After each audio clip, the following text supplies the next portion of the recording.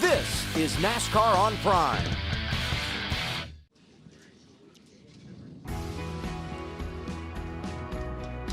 Two days ago, Homestead, Florida was in the news, and for all the wrong reasons. This was the hottest place in South Florida. Brush fires had roads closed, access to the track threatened, and the borrow pit, which is a pond outside turn number 3, being used for helicopter water pickup and drops on the brush fires.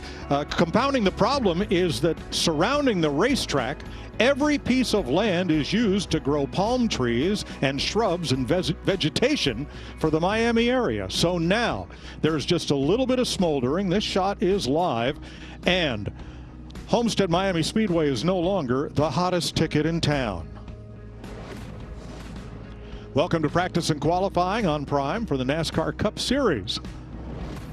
From Homestead Miami Speedway, whether it's the final race of the series or here in the springtime, this is a place everybody wants to come to, especially these drivers, because this mile and a half is the most competitive mile and a half we've got. It's very unique, and it's much different than the traditional mile and a half just because of its shape and the way that the corners have been designed. This was a flat track, and they've left the flat straightaways there and added the banking to the corners. And in that banking, it is progressive, so every lane has a degree of banking.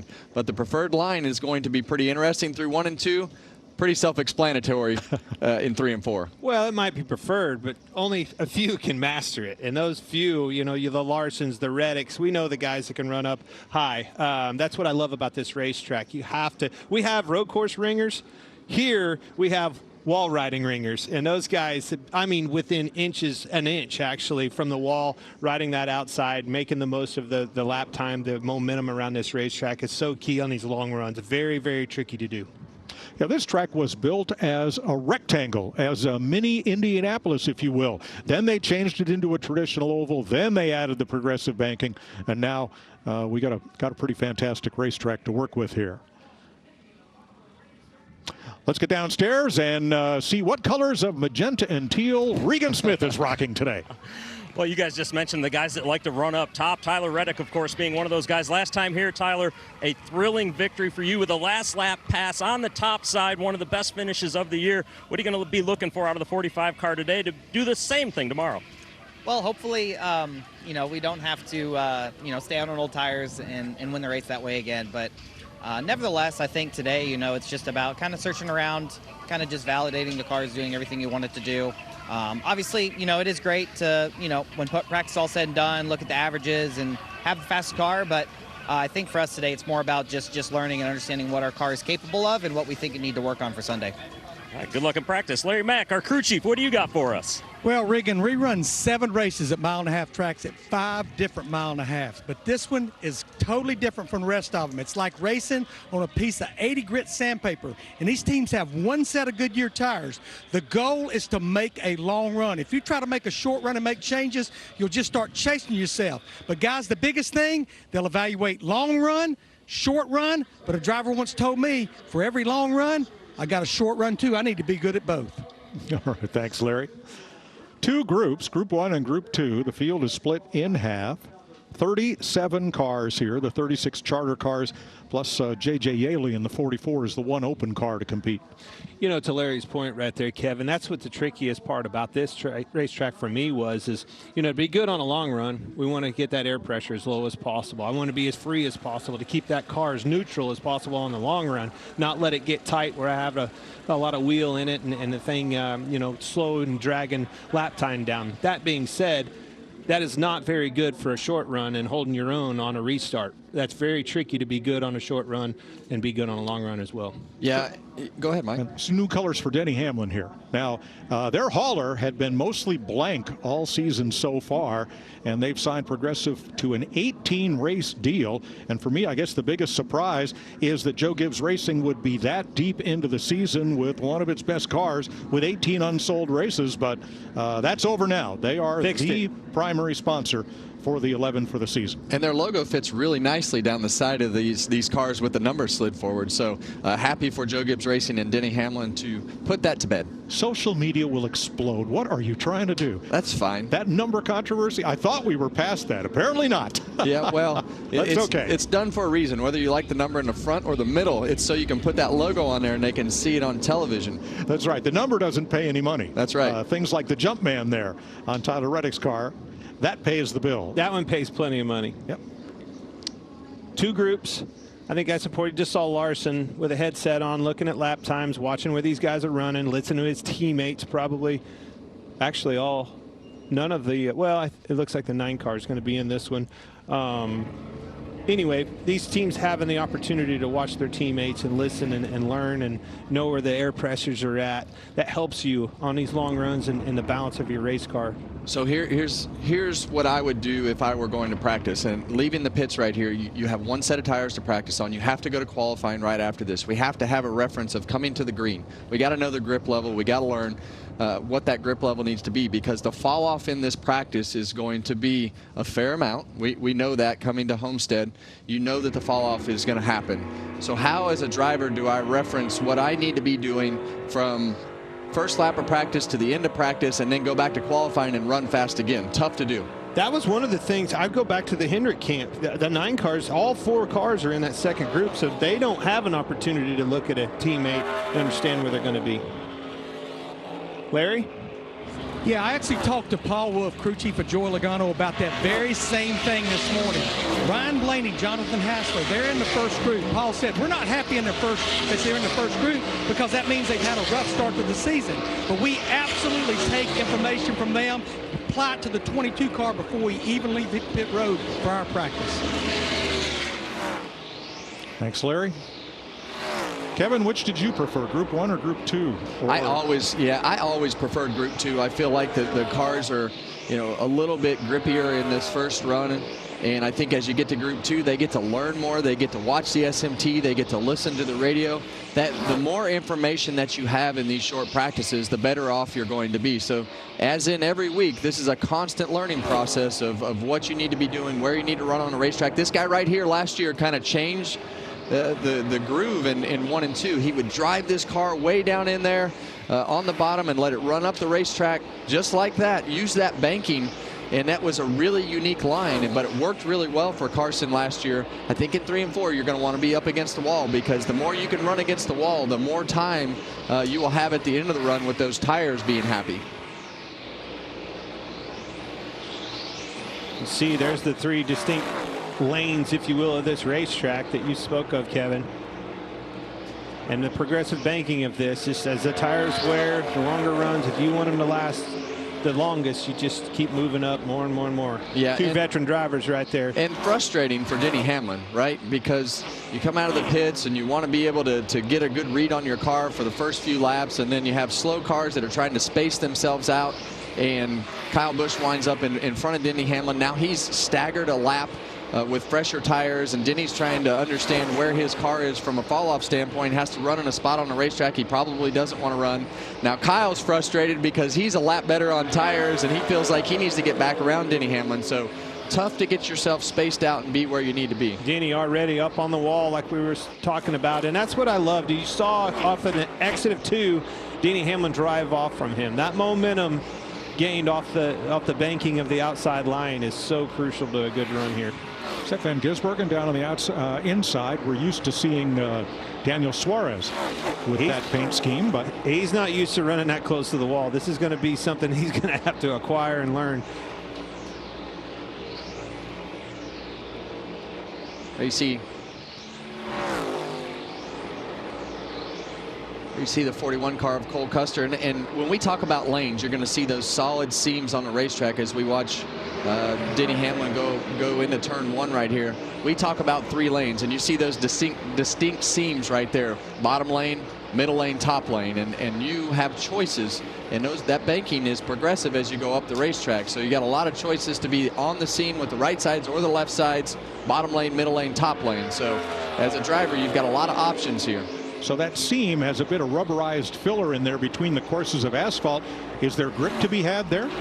Or lack thereof, depending on how you hit it. Yeah. Okay. Typically here, I would always like to put the right side tires on the seam. You hear a lot of guys put the left sides. I always thought that you could use the right side tires on the seam to also lean a little bit on that banking with the side of the tire to help the car turn. So very technical, a lot of good markers here, a lot of good references to be able to maneuver your car around. Got to be consistent, especially when you're running this fence right here, to not make a mistake.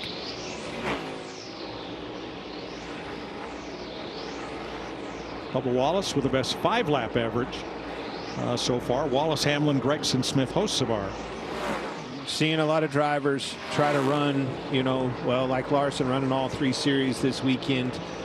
I think practice makes perfect. You have to be comfortable racing within an inch of that wall, and that takes time. It takes reps, it takes rhythm, and to be able to find that rhythm, I think, is the reason why those guys are running all the races that they are. And I would tell you, you don't need to be worried about hurting your car right here. If you bang up against the wall a little bit, rub up against the wall a little bit, you're okay. And you have to be able, as we look at the 3 options right here going into the corner, most important thing in this car, find clean air. And this is 3 examples. I think that the bottom car there with Bubba Wallace, you see him go up the racetrack on the exit. Very typical strategy to use the banking to drive into to help that car turn and get some grip. Do you see the exit? Look at the exit speed that Ty Gibbs had in the 54 car. Really drove off from him on the exit. That's the momentum off that banking that we talked about. He's had good success on the 1.5 miles. Gibbs has. In need of a turnaround for this season, and Sunday could well be the day that he gets it. Well, I like the fact that he's up against the wall right there as we go on the Toyota onboard camera right here. It's always good, and I feel like the most important thing is to get in a rhythm. Have a plan when you get on the racetrack to get in a rhythm and be perfectly comfortable. Back to it off of 2 there. That was a good lap. You're going to have to, trying to listen to the spotter there, but you're going to have to be able to be precise, because running that fence and knowing how much that front end is going to slide and how close you can get to the wall. A lot of times you get close enough to the wall to where you can hear the sound and the pitch of the engine. And that's when you start to be able to look forward and listen to the pitch of the engine to be able to get that thing as close to the wall as possible and maximize that speed. Regan? Well, Kevin, you talk about having a plan in practice and knowing exactly what you want to do. That's what the 23 car of Bubba Wallace had to start this practice. Crew Chief Charles DeKnight told him, I want you to run 40 laps no matter what. Even if you don't like it from laps 30 to 40, I want to get a long read run on what's going to happen with our car as we run. He's going to try different things also throughout the course of the run, like the slider line, going in on the bottom and drifting up to the top so he can get a good feel on the 23 car. You guys just mentioned he's very quick on the averages right now, top of the board on speed. But Clinton, Kevin, for me, I needed a crew chief to remind me when we came to Homestead that it was going to be bad at the end of the run and to keep going no matter what. Okay. There's Bubba's season so far. Atlanta, of course, is the bright spot, 9th place finish. And so he's a bit in need of a turnaround here. He's also fastest on both the 5 and 10 lap averages, and fastest individual laps so far in Group 1. I'm watching the graph here, the fall off graph, if you will, and he's holding a pretty wheel, being good to his tires. The long run speed is right there. Ty Gibbs, he needs a big turnaround. Maybe a big weekend here in Homestead could be just what he needed. His long run speed is really, really well. And then Ryan Blaney right here. Seems like this car's taking off well and has shown some pretty good promise so far. Yeah, the thing about Ryan Blaney, we have learned his long run speed is very good. You see the back of his car moving around. He's down the racetrack in 3 and 4 to try to get out of the wake of Riley Herbst in front of him, to try to get the air on that nose. And that's the problem here. The preferred line in 3 and 4 is up top. So just try to maintain and figure out something in 1 and 2 to be able to go where they're not. That's where you need to make the passes. So glad you just made that point, Kevin. As he approached that car in front of him, he lost 0.2 of a lap time right there. Just boom, as soon as he got in the wake of that car. And this is where you start burning up your tires, right? Blaney's trying the bottom of the racetrack, but going down to the bottom of the racetrack is tougher on that right rear tire. You're going to be able to make the ground up and try to get that side draft, hoping that the car in front of you will give up a little bit to let you go by. But this is where you need to make your money down here. In 1 and 2, you need to be able to run the bottom. You need to be able to run the middle, because that's where you need to make the passes. And you see Ryan make that pass, and now you're going to see his lap times pick right back up, because he can go back to the top of the racetrack with clean air on the front of the car. And that's one thing that's really hard to keep track of in this practice, is the fact that the cars are going to slow down when they get behind each other. And do I have a good car, bad car, because I didn't make this pass? You know, Mark Donahue famously said at midnight the clock turns back to 0, and in the case of Homestead Miami, that's a good thing for Ryan Blaney, because here are the last 3 laps, each of which were led by a different driver, and Blaney was in it to win it right to the end. Yeah, and I think when he goes back and looks at that, I mean, hindsight's easy to say here, but I think when he goes back and looks at that, you know that Tyler Reddick now is going to just bury it in there on the top. And if you go to the top, he's probably going to bury it in there on the bottom and try to slide job you. But giving up that outside groove in 3 and 4 here is very difficult to give up. And especially with that car. Yeah, and make the run up off the corner. You passed me in a different groove, and you know, if you give up the preferred line, shame on me. You passed me somewhere else. Yeah, and I think you just kind of got hung in no man's land. John Hunter Nemechek 7th on the speed chart right now. Fired off this season with 2 top 10 finishes, one of only 2 drivers to do so. Looking to better his best on a 1.5 miles, which currently is 9th. 165 to 167 miles per hour. That's the spread among the top 10 speeds in this group.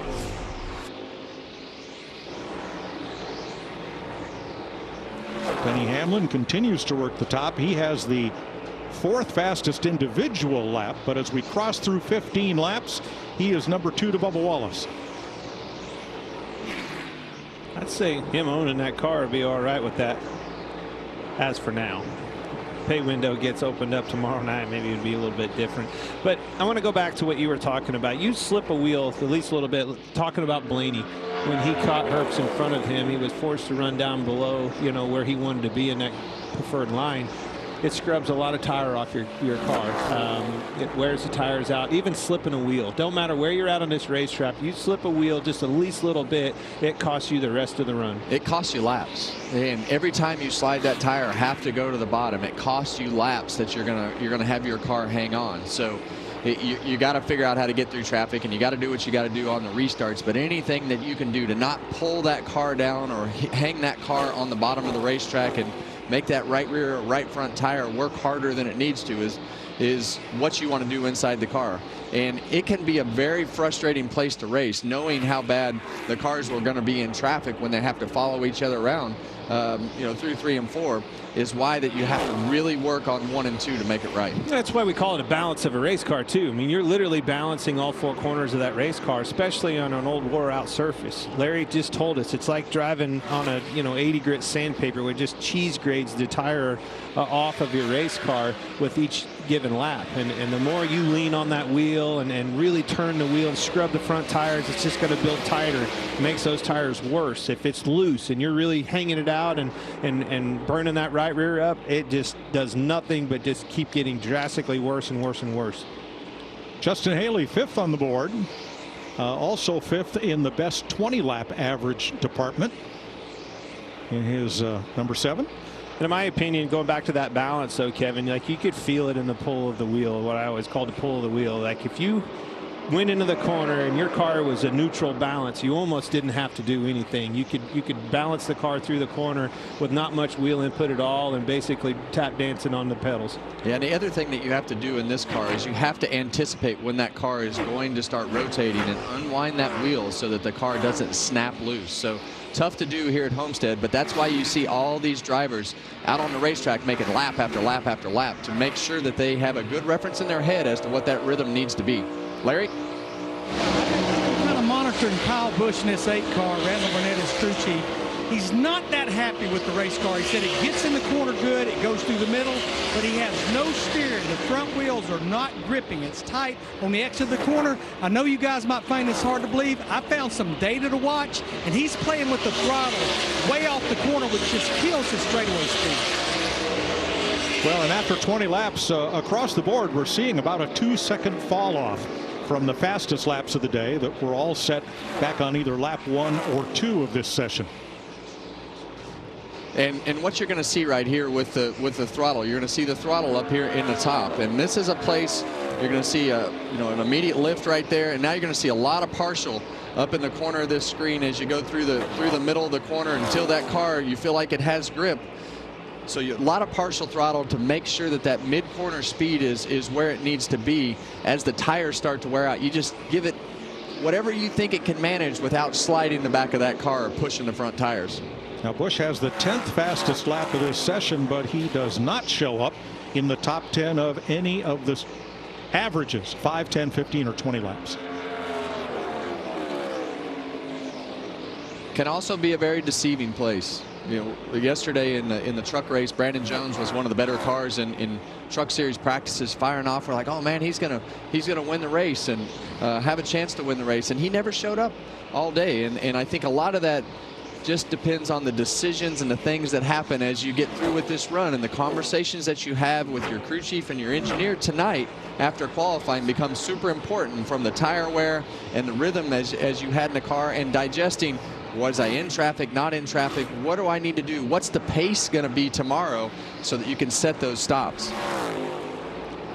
Todd Gilliland 13th on the speed chart here.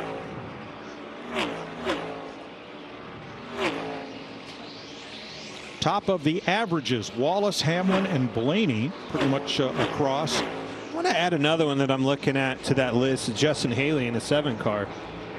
Its fall off speed is really good. Now here's his teammate Hocevar, who said on social media this week there is a B at the beginning of Hocevar. He says they dropped it because the B is silent.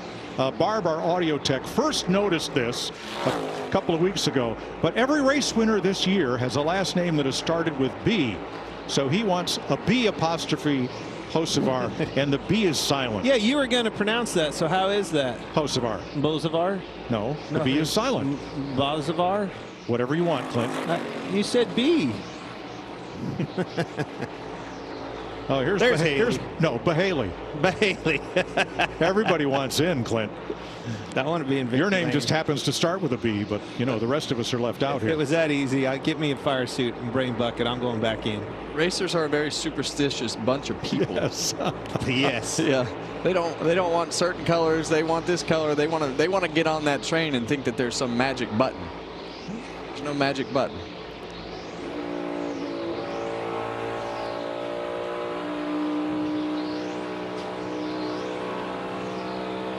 Clear.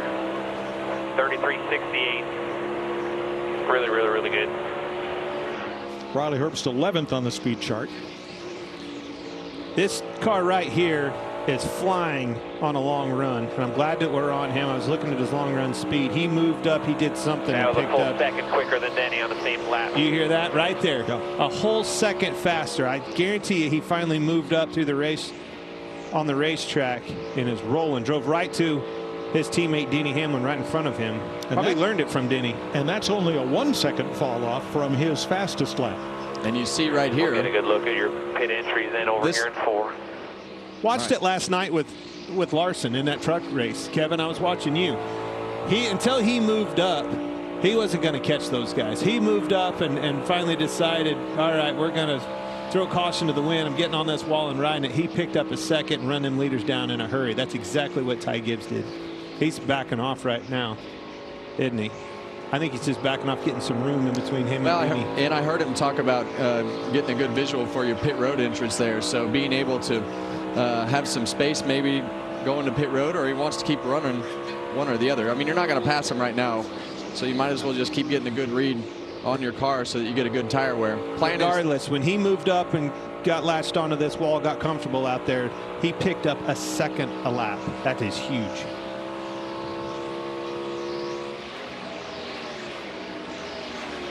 Coach looking on.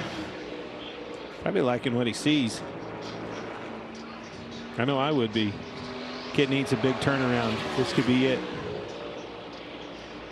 He's due. And notoriously, the Joe Gibbs cars have been really good at these styles of racetrack where you have that high tire wear and the grip and everything goes away. Typically, they make good downforce. They have good setups for their cars that see Noah Gragson pull that car off the wall right there. Did he catch the wall? It looked like he did. We see a lot of marks on the wall. We'll look at the tires on the right side as he comes around, because that's usually the first clue as to whether or not they got up against the wall, if those Goodyear letters are rubbed off. Not quite. Oops, there it is. Oops, yep, there. Another thing about getting in the wall here, Kevin, is you can't get out of it. Yeah. It's like Velcro. Once you just touch it, you think, man, I'm just gonna just touch it, kiss it with the right rear. It'll suck you in. The right front gets in it, and it's like, but you can't worry about that in this car, in this practice session. I'm okay. I like what you said earlier about that. Yeah. These You're gonna do it now. These cars are tough. Yeah. It's going to scrape the decals off, but if you rub the wall like that, I would encourage that for my driver to be aggressive, because it is so important to get that last foot of asphalt up next to the wall and that grip level that goes with it. It is recommended. And what you're saying there is just rings so true, because he never even pulled in. Back in the day with the old car, if you touched it, you had to pull in, because it would smash the quarter panel. It would be into the tire, cut your tire down, and ruin your day. And that conservative strategy with the old car is out the window. You got to be good at running that wall and be comfortable and not be worried about rubbing up against the fence.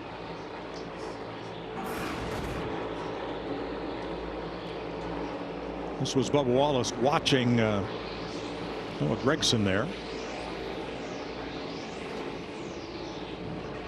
Not sure who he's commenting to, but had a lot to say there.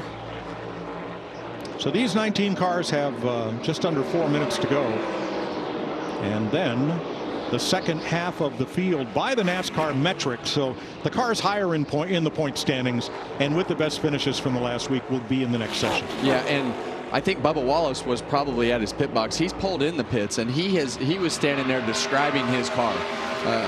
As drivers, we do funny things like that with our head and our hands. And the hands. Yeah, you can driver can't tell anything about a car without his hands. You tie our hands behind our back, we're in big trouble.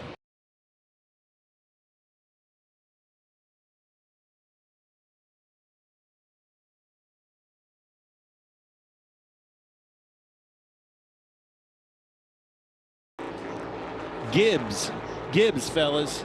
Ty Gibbs. It is his time, and that car on a long run is extremely fast. There he is right there. Promise you there's some positive mojo going on the radio in that camp. And that's all it takes. It could literally take one this to light the switch. You know, Clint, when you're in those holes and you don't have everything going your way, and all of a sudden they're like, hey, you're a half a second faster than guys that are driving the same type of stuff you are. You're like, okay, all right, I didn't forget how to do this. Yeah, a lot of goose eggs through the first 5 races for Ty. Hey, we just saw one last week. Been a long time coming for them Wood brothers, and they put it in victory lane. Didn't have that on my bingo card. Regan Smith was the only one in our camp that did. Cashed in, but I'm telling you, man, I'm going to tell you, having a perfect trifecta last week, all right, Josh Berry, Daniel Suarez, Ryan Preece. Whoever had that trifecta has a perfect bracket, okay, for the NCAA basketball championship, and nobody does, right? Well, my man Regan saw something that nobody else saw, and for good reason.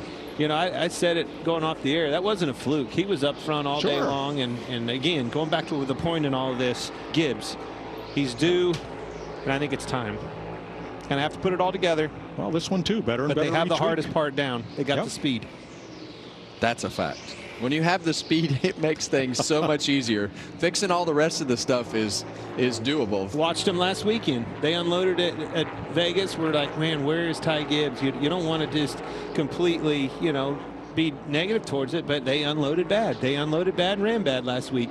Difference. So when you have the speed, the rest will come. So he would be your value pick this week? I think I've been selling that. Did I not do a good enough job? I'm just driving That's that nail home. I think what Mike is saying is sometimes when you talk, you know, you get excited. So he's just making sure that it was clear. I can talk myself out of a conversation, but I'll always come back to it. You said that, not me. Yeah. I mean, that takes special talent. Special talent is right there inside this race car. Good looking race car. This Valvoline car for William Byron. He will be fast. Looks fast. Look at that. Good looking hot rod. You won't miss that one out there. Not with that bright. That's that good rapid. looking. Looks like Chevy Rapid Blue, the Corvette color. I like Yeah, that. you remember that color? Which Rapid. What was it? Rapid Blue is Rapid Blue. That's on the new Corvettes, Clint. Only the new ones, Kevin. Rapid Blue. I'll take it. I'll take both of your that word car's for going it. to be very rapid.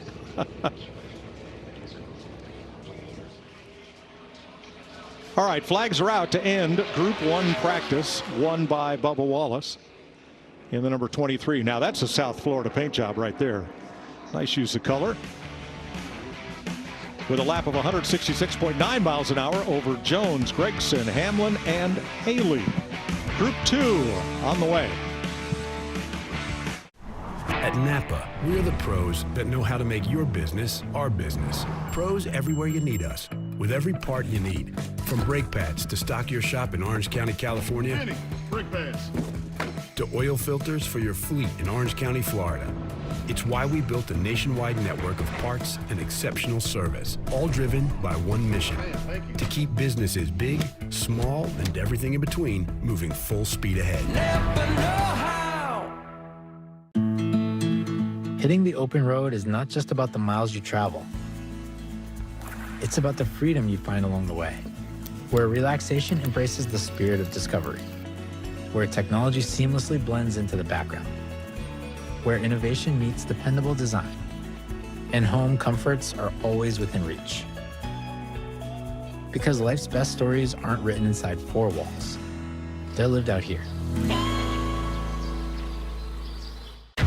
Every hero's story has a humble beginning. Every legend had to earn their stripes. Every superstar had a dream. It's been a fairy tale season. Every home track is the start of something special. That's just good old short track racing. Oh, little retaliation. Holy cow! Learn more about NASCAR regional tracks near you at NASCAR.com/regional. The world is changing. A tide sweeping us along against our control.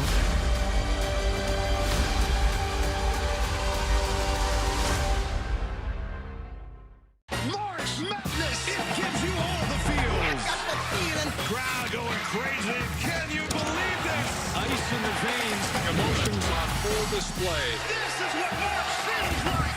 I got the feeling, baby.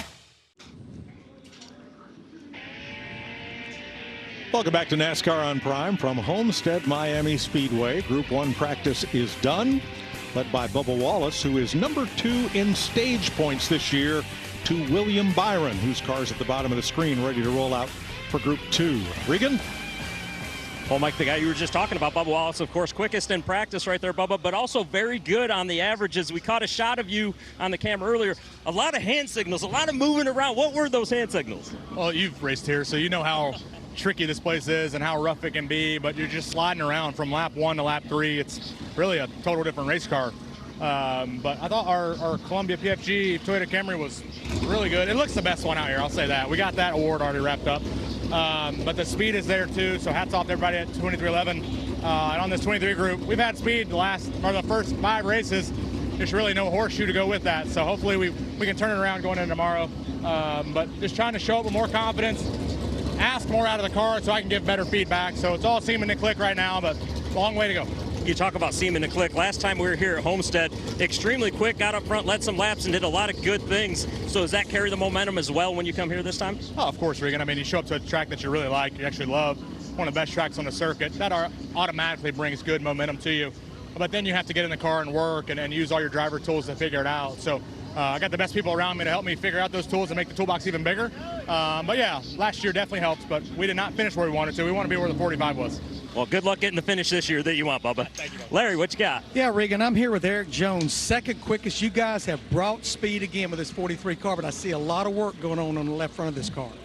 Yeah, I mean, first proud, just another quick car off the truck. We've struggled with that the last few years, so happy to see that out of the Family Dollar Camry. But yeah, I guess ran something over. We've got, looks to be a hole in the floor, which obviously isn't good. So hope to get it patched up here so we can make a lap and then kind of figure out what's going to happen for tomorrow. But so it's disappointing for sure. You don't want to have anything like that happen, but you know, like I said, proud of the speed, proud of how it's driving, and hopefully we can get this sorted out and get a good lap down to qualifying. Well, we know it's all about qualifying today. Kevin Harvick's always said you can't drive a slow car fast. You guys are bringing fast race cars. What's it going to take to close the deal on Sunday? Yeah, I think we've done a good job having fast cars to fire off. Our race is just not went as good as we'd hoped. You know, it's always felt like kind of the opposite. I felt like we put good races together even when we didn't qualify good in the past. So we got to get better on the long run. I felt like we were okay right there. We were definitely fighting some loose condition, which I think everybody kind of is today here at Homestead. So, you know, we'll work on it for tomorrow, hopefully make some good changes, but just got to figure out that long run. And starting up front's nice, but it's a lot nicer to stay up there for the whole thing. Mike, what a difference is made in Legacy Motor Club from last year to this year. Oh, it sure has, Larry. There's Bubba debriefing and talking it over. A little wisdom in that beard. The following stunts are performed by professionals. Don't try this shit.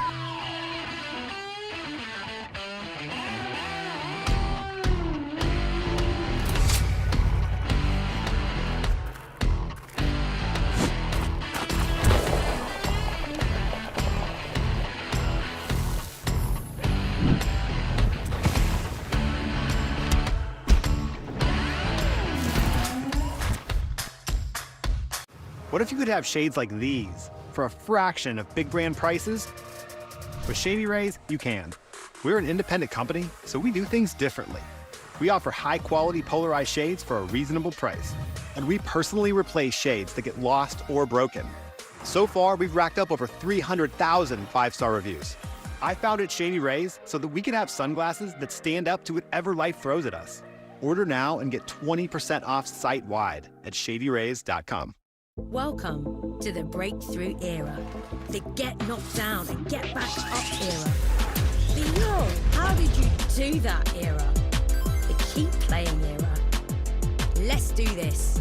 Play for the performance, the speed, the thrill, the dream, the joy. Play for the culture. Play for the breakthrough. And once you hit it, you know what to do. Keep playing.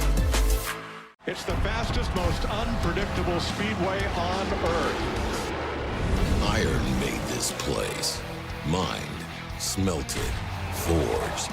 And every spring, we gather round and celebrate. Iron sharpening iron. Oh, he gets tattooed! But in order to take it all home, you need nerves of steel. The big one is back. Get your tickets now at TalladegaSuperspeedway.com.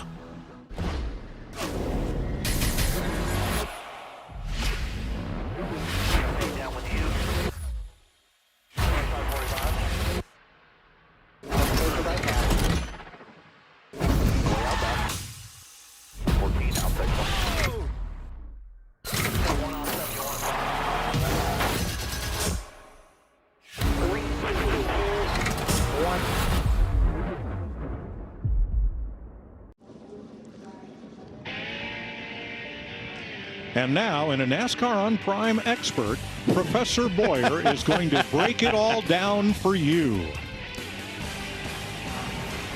All right, here we go, folks. Here's the data that the teams are looking at, the drivers, right? Okay, lap times. It's as simple as this. There's the lap times. Here's the laps ran, right? We got the 3 fastest cars that Kevin and I thought in this practice session, or that group, were. It was the 54 of Ty Gibbs, the 23 of Bubba Wallace, and the 12 of Blaney. That simple. Remember, towards the end of this practice, you heard me say, if I was a betting man, I like the long-run speed of Ty Gibbs in the 54. See the average of everybody running here? He somehow found speed right here. Remember when he caught his teammate 11? Backed off of him, came clear up here, and then found the speed again. This right here is way faster on the long run than everybody else. That's the difference between a good car and a bad. So what you're saying is bad up here? Oh my gosh, Kevin, yes. Bad, good. No. Simplify. This is good. 54. Yes. That's what I'm talking about. I love this data right here.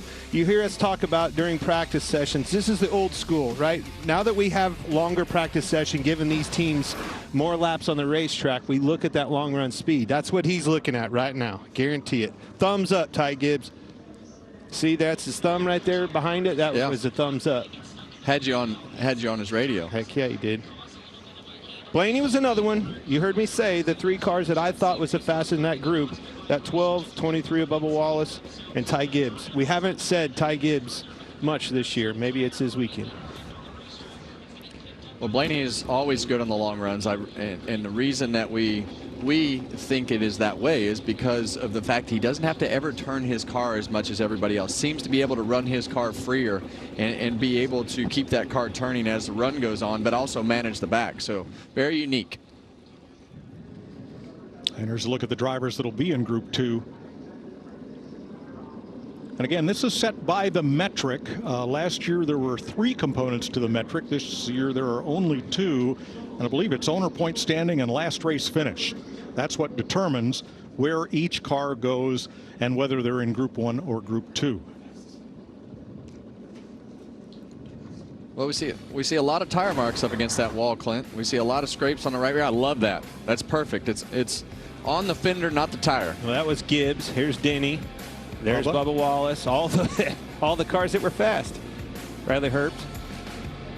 And I said this a few minutes ago. I think John Hunter. I would encourage you to get up there next to the fence. This is not conservative. You're not hurting a car with that much damage. Well, sooner or later you're going to have to. That's right. Because somebody coming behind you is going to be there, and they're going to be coming in a hurry, just like we had Ty Gibbs. Now this group, there's a lot of them.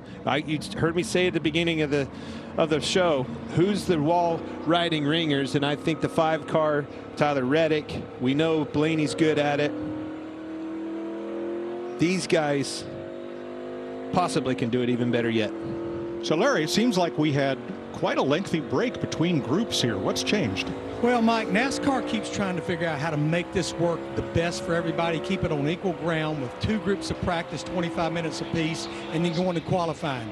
They have extended the time that each group has to get ready from the end of practice to qualifying from 5 minutes to 10 minutes. That was the 10 minutes right there that they gave Group 1 a chance to flip their car over to qualifying trim. Now the clock is stopped. Practice started. Group 1, their cars are ready to go qualify. Just giving them a little extra time. So are they no longer able to work on these cars, Larry? They can't. If they put them on a 10-minute clock, it'll be the same with this group on the racetrack, Mike. Okay. When they come off the racetrack, the clock starts. They have 10 minutes to get ready to qualify. Thanks. Now, the one exception is Eric Jones, who told us they have a problem with the underbody of that car. So it is still under repair. And we'll find out if NASCAR is going to allow him to make a qualifying lap or not. Wow, that's colorful. I'll tell you, you drive around South Beach, you drive around anywhere in the Miami area, people down here have colorful cars, not just on the racetrack. Wow. I still look at the hood of that Jumpman logo sometimes and think it's a Mercedes.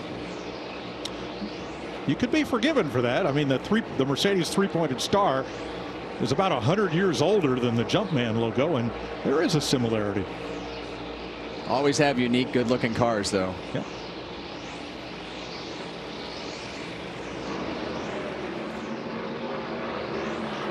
Austin Cindric in more familiar color scheme.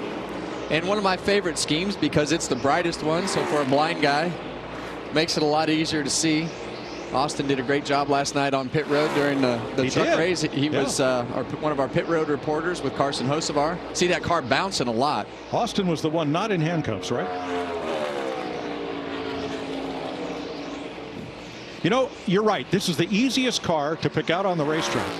The hard part is it Cindric or is it Blaney? Now because they swap that paint scheme around a lot. That does become an issue as they get those paint schemes so that they're similar. So it's definitely a scenario that you have to pay attention to, whether that's a 1 and a 2 or just a 2.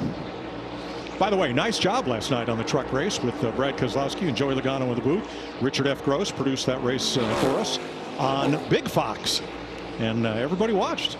Yeah, it was definitely fun, and we had a great race, and that's why people love coming to the Homestead Miami Speedway, because you can race from the bottom of the racetrack to the top of the racetrack. We saw it in the Cup race last year. These races are never over, and last night it was Corey Heim who kept having problems with his engine shutting off, and that allowed Kyle Larson to put that thing right up on the fence and let it rip.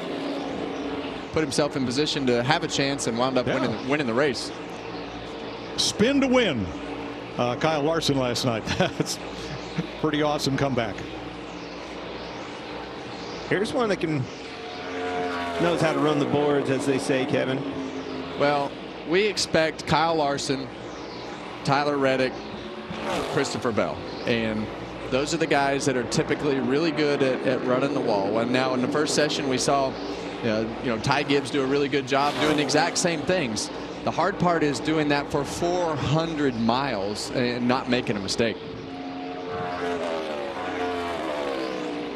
Larson running all 3 races this weekend and won the truck race last night, in the Xfinity race today, and you see him right up against the wall doing exactly what he does so good. And Clint, even sometimes, and especially with this car, he'll get that right rear just kind of tapping against the wall and manage that thing going through the corner. But that's something that you can do with this car. You can actually get that right rear, almost use it as a reference point. And I never got comfortable enough to do something like that. Oh, Brad, you're going to have to get a little closer. There we go. Now he's starting to flirt. Did you hear his throttle? That's the problem when you don't enter all the way against the wall. That's what those guys are so good at. When you try to definitely be a more aggressive run of the fence through 3 and 4, Brad. I mean, he's right against it. There you go. Took the words right out of your mouth, Kevin. That's right. And even right here, you can't cheat that thing down, because as you're going. Now he's got it. Now he's got it. But you can't. You can't cheat the entry, right? Because it just doesn't give you the angle that you need. That's what right up against it looks like. Whoa. And in it. I'm okay with that. Now Larson will start 17th in today's race. Well, if you're okay with that one, are you okay with that's what you were just talking about, where he touched the right rear and just barely kissed it. Now that's in turns 1 and 2, and the unique part about the turns 1 and 2 wall, I always felt like you drove underneath it. Felt like that wall angled out a little bit at the top compared to the wall in 3 and 4. So it was a little bit deceiving, because it almost feels like it's going to come in your side window right there, the way that top of that safer barrier is angled compared to the turns 3 and 4 wall.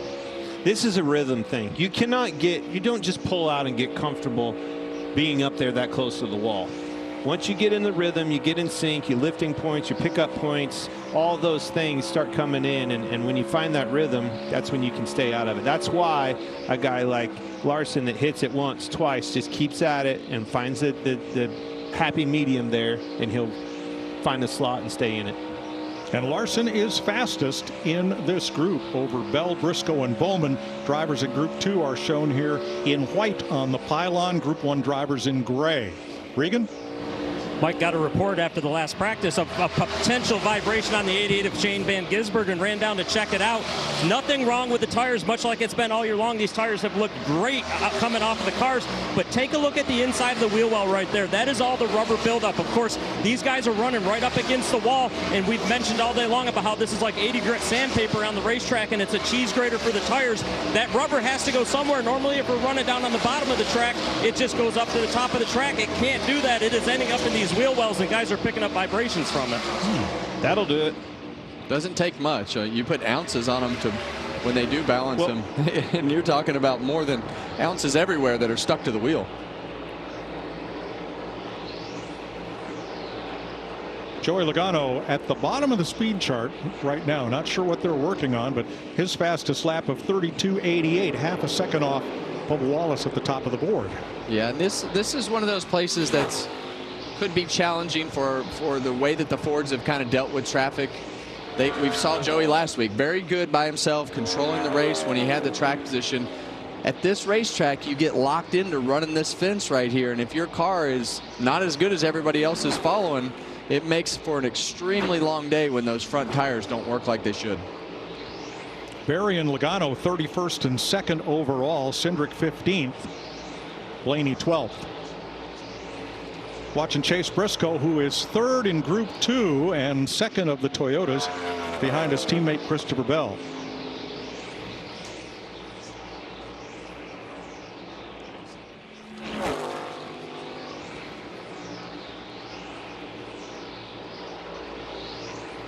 You start talking about fall off and lap times. I showed you that graph of that first group. You know, time will tell if this group is faster or slower. There's two things that are stacking up probably against them a little bit: track temperature and the rubber on the racetrack, and especially in the groove, the preferred groove right up on that. Once they clean that up, now it starts building rubber up and it gets slicker and slicker. So you see Kyle Larson has come up on the best 10 lap average board here, 3rd and best of this session so far. I still think this group will produce some of the best long runs. He's getting better. Back on board with Brad right there. You saw his entry much better into turn 3. You have to be against that wall. You can't shortcut that entry, or when you get to the middle of the corner, that's when you start to have problems and you lose speed. Well, you can't change directions. Look how much better So when you enter the wall, it just makes the radius whole. You don't ever go to a point where you're catching it, have to pull on the wheel. Everything's a lot more consistent all the way around.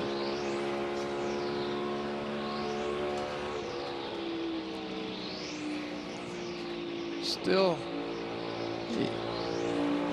it's that back up the hill part where you don't follow that exact radius as close as he is through the rest of the corner. That, I mean, it's just it's a matter of inches that makes the difference in how you can get through the center of the corner.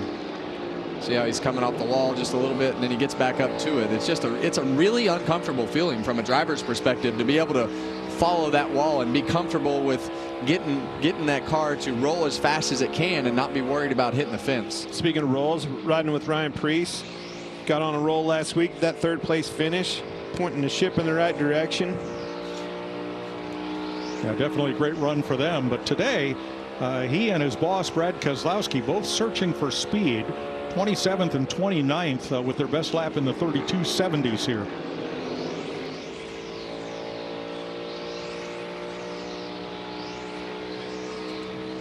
For the win, NWSL will take you inside the high-stakes drama of the 2024 National Women's Soccer League Playoffs and Championship with exclusive behind-the-scene moments.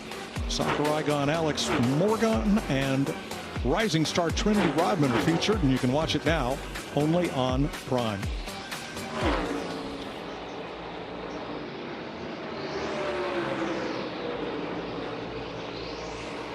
Trackhouse Racing nose to tail there, with last week's runner-up Daniel Suarez, who is 19th on the speed chart. Ross Chastain just above him in 16th. And those guys needed that finish last week. They both, Daniel had a chance to win there at the end. Ross leading laps. Trackhouse, they needed those top 5 finishes to be able to put themselves in position to get back going, right? Like, we expect Ross Chastain to be in contention to win those races and run like he did last week.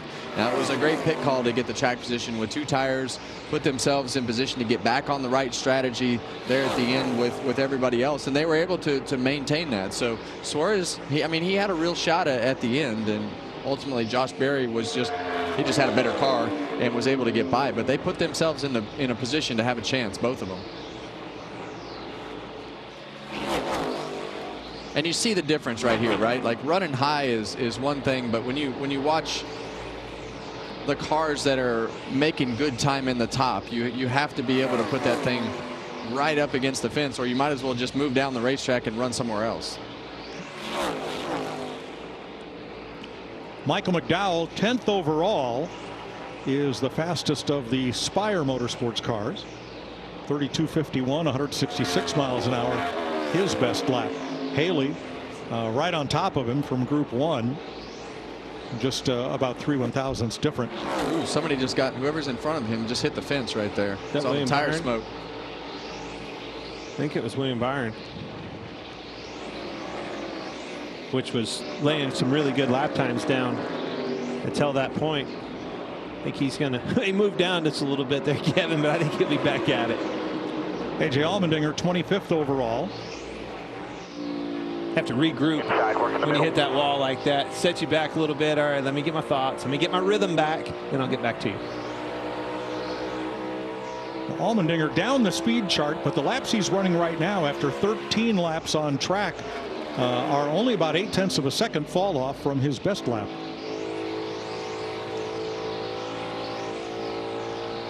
Kyle Larson's now taken over the best consecutive 20-lap average for today's practice. Yeah, and he's going to go from 20 to 30. He'll take over that one, as we don't have it up on the screen, but he'll take over that 30-lap average too. I mean, that is just what we expect out of Kyle Larson, and he's in such a good rhythm from the truck race and Xfinity practice. We expect that 5 car to be one of the cars, if not the car, to beat. Ricky Stenhouse here, 23rd overall, 32.66. His best lap.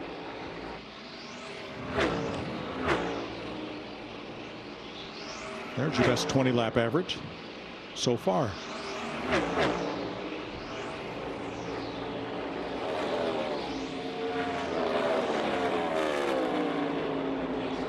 And I like this strategy, from Larson. I think just get up there, get against the wall, hit it a couple times, see him hit it again right there. I'm fine with that. How many times too many? How many times too many? I don't think, if you're going to hit it like that, I don't think you can hit it too many times. Just a little left tap. Yeah. He has led more than 600 laps here. Nobody has led more laps at this racetrack than Kyle Larson. And there's a look at last night's truck race. That takes most people out of the game. Most guys are done right then and there. Yeah, he started 22nd. And he just got braver. He said, okay, now these trucks are a little different. They have sheet metal bodies on them. So when you get them up against the fence, it does do some damage to them. So they managed their truck all night. And when he was kind of what we thought out of the race, he put himself back in position by taking all the risk early. Here he is in the wall again. Yeah, he beat Layden Riggs to win that truck race last night. He's in the Xfinity race today, starting 17th. And trying to do what only Kyle Busch has done, is have a 3-race weekend sweep. Kyle Busch did it at Bristol, not once but twice. Well, I hear what you're saying, and I know these things don't have a sheet metal body on them like you said, but that thing's going to have a see-through body on it if we keep going at the rate we're going. That's fine too. Okay. I think how many times have you been here and seen the right side tore off of that car? You don't need a side when you run that close to the wall. That's the good news about this race car. I mean, and all kidding aside, the car can stand it. Before it smashed the fender in, just like we said, and cut your tire down. This thing just takes a beating and keeps on going. Now here's his teammate Chase Elliott, who is down the speed chart in 33rd, 32.89, half a second off the quickest lap of the day. I like his long run speed. I like what he's showing us. He's dipping down right at the right time, looking at those graphs. I'll show this graph again at the end of this group, just like we did the last. And long run speed is very good, this 9 car. Alex Bowman, 7th overall. Another one of these psychedelic paint schemes. Boy, everybody's brought it out here for South Florida. Looks like a football play on the side of that thing. There's a lot going on. Well, you can see the difference in approach from the 48 to the car behind him, Tyler Reddick, and you can see who's being more aggressive from the wall standpoint as Larson goes to the bottom. Another good thing about where Larson is being able to do exactly what he's doing, and that's like, okay, everybody can run the wall, but that's fine. But at some point, you got to be able to manage traffic and get through traffic and be able to pass and put yourself in a spot to throw the car in there and slide jobs, follow around like this. So how much does that change my throttle percentage? But you can see. Look at the momentum that Reddick is carrying through the center of the corner on him. I love that shot right there. It showed the momentum that Reddick, and then again, you know, the other guy that can run the outside, running right back to them. And this is 1 and 2. This is where you'll make your passes, and when that guy is hung up behind that car up top, you use this corner to make a little bit of ground, put yourself in a position to go through 3 and 4 so that you can manage your gap, and hopefully by the time you get to the entry to 1, find a spot. And that's what Larson wants to see right there. He wants to see Reddick go to the bottom of the track to try to fill that hole as fast as he can behind Alex Bowman if he doesn't get past. I like how Reddick went to the bottom, but he really hooked the bottom. Did a good job hooking the bottom. Well, that's the momentum from the top, but he's got to find a way around him. Now Larson's got the same problem ahead. How are you going to get around Bowman? But my point is both of them. Larson did the same thing in 1 and 2. If you're going to hit that bottom, you have to hook it. If you miss it, you're dead in the water. Yeah, middle is no man's land. No man's land. See, that's the exact same thing I said about it rolls reverse. Now it's Larson's turn. See him hook that white line, the exit of the corner, slow through the center, but it's the only way you can guarantee the best exit speed. And you can see how much bigger Reddick is making the racetrack. You know, the slide job coming. That's how you got to do it. You got to make it happen. You can't waste time and let the guy behind you fill that gap. Drive it in when you're in position, slide up the hill, take that line from them, and move on. And that's what makes Reddick and Larson so good at this. They know how to play that slide job game. And really, when they're running the fence, it's about the momentum off the corner to put yourself in position to carry that momentum and slide up in front of them. Very unique. Glad we get to watch the 2 guys that we think are the best at riding the fence like that. Great. Going at it in practice. This is another one I'm talking about. Byron, anybody, the Hendrick camp has brought a lot of grip for these guys to go to battle this weekend. Chase Elliott's fast, Byron's fast, Larson you knew was going to be fast. All 3 of those cars really good. Bowman's right there behind him. And you're going to get into a position tomorrow to where you have to have, you're going to have a few long runs. There's just no way around. They're all going to be long. Yeah. Count on it. The runs are going to be long, but it's so challenging lap after lap after lap to be able to run that wall, because every time you go in there, it feels a little bit different. You'll slide the front, or you'll bounce off the wall a little bit, and you got to regather yourself and understand, okay, did I push it too hard? Did I slip right there? What happened?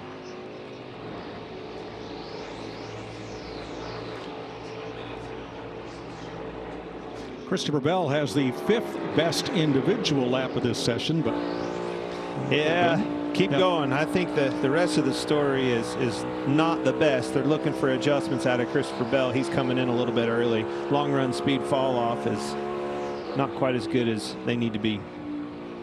And a lot of that, you never know their strategy, right? Like we didn't see where Bell was running on the racetrack, so we don't know all the scenarios there. But if you go just off the graph, it's definitely not in the same range as the guys that we think are the best right now. Well, looking at that graph, that's what I love, the point you just made, and I love looking at that because you can see who struggles the worst in traffic.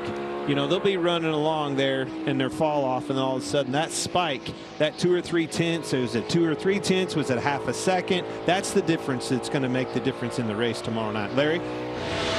Yeah, you talked about Christopher Bell. He was happy with that 20 car for the first 25 laps, but he told Adam Stevens about lap 26, he said something changed dramatically. It's not doing a lot of what I'm looking for it to do.